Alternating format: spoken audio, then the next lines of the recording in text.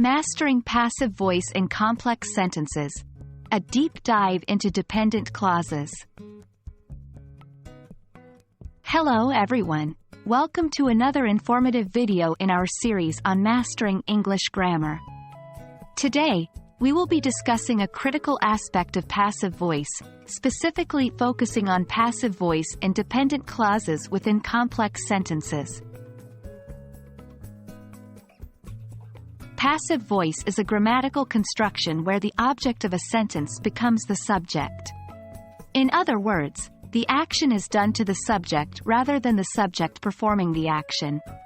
A simple example of a passive sentence is, "The ball was kicked by John."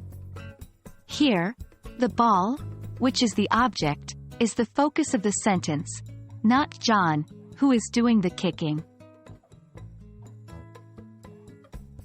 A dependent clause is a group of words that contain a subject and a verb, but does not express a complete thought. As such, it cannot stand alone as a sentence.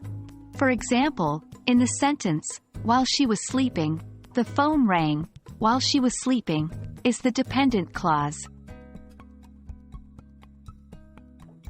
Now, let's move to the heart of our lesson: passive voice in dependent clauses. When a dependent clause is in the passive voice, it follows the same structure as a simple passive sentence, but it is typically part of a larger sentence.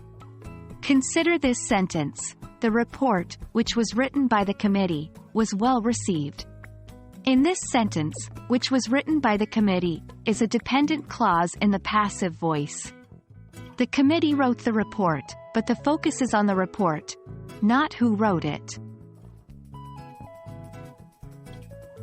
To identify passive voice in dependent clauses, look for the usual signs of passive voice.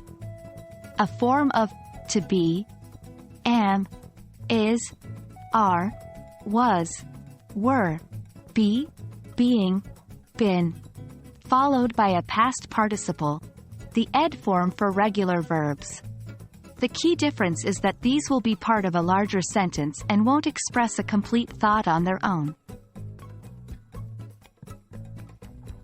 Let's practice with some exercises to help you identify passive voice in dependent clauses. 1.